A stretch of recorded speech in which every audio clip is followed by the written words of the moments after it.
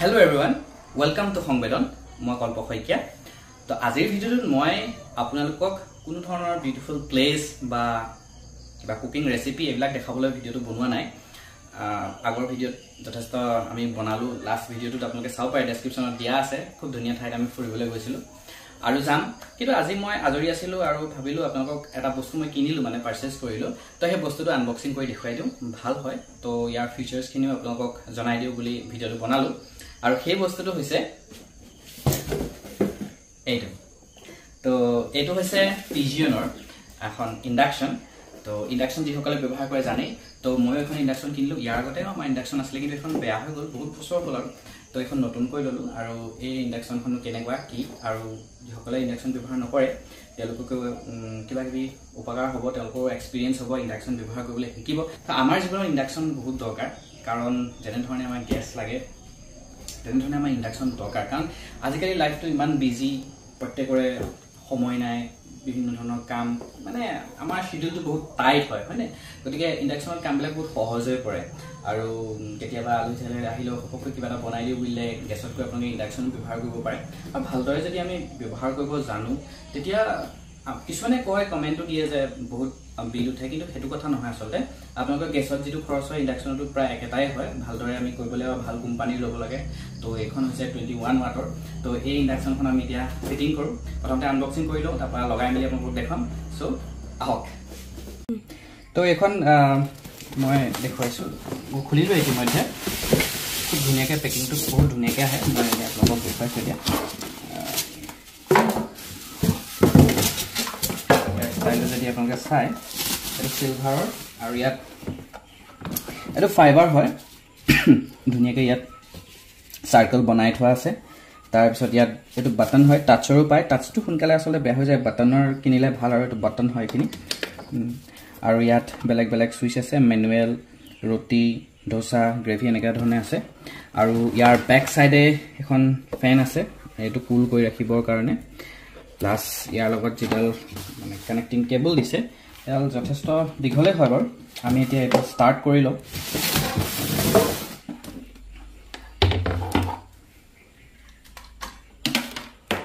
এটো মই লগাই দিলো লগাই দিয়াৰ পাছত ইয়াত চাবা মই এটো সুইচ দি দিলো দি দিয়াৰ পাছত দেখিলে এটা বিপ কে এটা সাউন্ড হল এটো অন অফ এই সুইচটো আপোনালোকে দেখিছে এটো অন অফ সুইচ হেত আমি যদি টিপি দিও তেতিয়া এটো এনে ধৰণে এটা শব্দ হ'ব দেখিছে এনে ধৰণে এটা শব্দ হয় তো ইয়াত আপোনালোকে খুব কম সময়ৰ ভিতৰত বস্তু বনাব পাৰিব খানা বনাব পাৰিব প্ৰথমতে ইয়াত যদি আমি চাও ৰুটি ডোসাৰ কাৰণে এটো অপচন আছে এটো টিপিলে ৰুটি ডোসা কাৰণে সেট হ'ব তাৰ পিছত আছে গ্ৰেভিৰ কাৰণে তাৰ পিছত আছে ষ্টিৰ ফ্ৰাই তাৰ পিছত আছে স্লো কুক আৰু প্ৰেসাৰ কুকাৰটো ইয়াৰ আটাইতকৈ হাইয়েষ্ট সেটিং যেহেতু আমি এতিয়ালৈকে একো বস্তু ইয়াত দিয়া নাই ইয়াৰ ওপৰত দিয়া নাই গতিকে এই শব্দটো এতিয়া হৈ আছে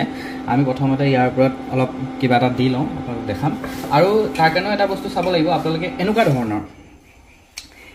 ধৰণৰ যি পইণ্ট থাকে মাৰ্ক থাকে এনেকুৱা ধৰণৰ আপোনালোকে বস্তু কিনিব লাগিব প্ৰেসাৰ কুকাৰে হওক লাগিলে এনেকুৱা টাৱাই কিনে যি কিনে ইন্ডাকশন বুলি লেখা থাকে আৰু ইন্ডাকশনৰ হ'ব লাগিব আৰু ইন্ডাকশনৰ বস্তুহে ইয়াত মানে সাপোৰ্ট কৰিব নহলে আপোনালোকে ইয়াত ফ্ৰাই কৰিব নোৱাৰিব বা বনাব নোৱাৰিব বস্তু তো এইখনো মই তেনে ধৰণে আনি ললো অৰ্ডাৰ কৰি মেলি তো এখন ইন্ডাকশনৰ লেখা আছে আৰু খুব ভাল কোৱালিটিৰ হয় তো এখন মই ইয়াত দি দিম আৰু এটো অটোমেটিক এতিয়া মই অন কৰিছিলো দেখিলে আৰু অটোমেটিক এটো অফ হৈ গল মানে এটো ইয়াৰ এটা ভাল ফিচাৰ্স হয় সকলোবিলাক ইন্ডাকশনত আপোনালোকে হেতু ফিচাৰ্স নাপায় কিন্তু ইয়াৰ এটো ভাল ফিচাৰ্স হয় যে ই মানে যদি ইয়াৰ ওপৰত একো বস্তু দিয়া নহয় উইদিন হাফ মিনিট ই অটোমেটিক অটো ক্লোজ হৈ যায় আৰু যদি আমি বস্তু দিও থওঁ সাপোজ আমি পানী দি থৈছো যেনিবা কিন্তু বা আমি বেলেগ বস্তু দি থৈছো যদি ইয়াৰ মানে স্কিমটো বা ইয়াৰ প্ৰেসাৰটো যদি বেছি বাঢ়ি যায় বা অলৰেডি বস্তুটো হৈ যায় অটো শাট ডাউন হৈ যায় মানে সেই কাৰণে এটো ইয়াৰ ফিচাৰ্সটো ভাল তো আৰু এটা কথা মন কৰিব আপোনালোকে যেতিয়া ইয়াত বস্তু দিব খালি এনেকুৱা ধৰণৰ টাৱা ইয়াত মই যেনেকৈ দিছো এটো বস্তু দেখুৱাই দিয়া ইয়াত যেনেকৈ মই টাৱা দিছো খালি টাৱা এনেকৈ দি নিদিব গৰম কৰি তেতিয়া কি হ'ব সোনকালে বস্তুটো বেয়া হৈ যাব পাৰে ইয়াত অলপ পানী দি ল'ব খালিকে একো বস্তু নিদিব যি বস্তু বনাই মানে আমি থলে আৰু লগালক অলপ ইয়াত কি দিব লাগে পানী দিব লাগে তো মই এখন ইয়াৰ ষ্টিকাৰটো অতৰাই লৈছো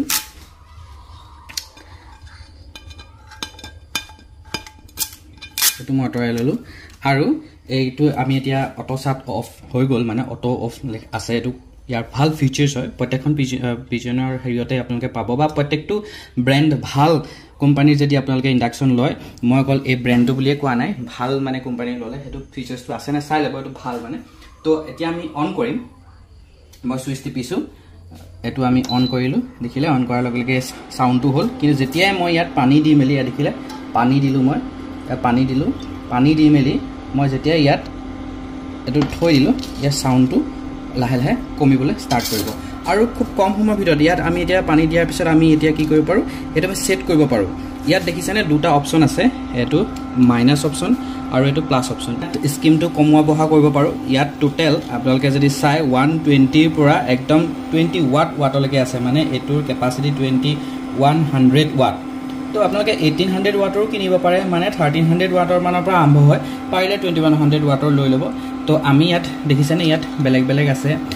ৰুটিৰ কাৰণে যদি মই এইটো ছেট কৰি দিওঁ ইয়াত দেখিব মই এইটো টিপি দিলোঁ ৰুটিৰ কাৰণে টিপি দিয়াৰ লগে লগে এইটো কিমানত আহি গ'ল এটা টাইমাৰ ছেট হৈ গৈছে দেখিছেনে বা যদি মই এইটো গ্ৰেভিৰ কাৰণে দি দিওঁ এইটো গ্ৰেভিৰ কাৰণে মই দি দিলোঁ দেখিছেনে এইটো 45 ছেকেণ্ডৰ তেনেধৰণে টাইমাৰ ছেট হৈ গৈছে যদি মই দিওঁ অকল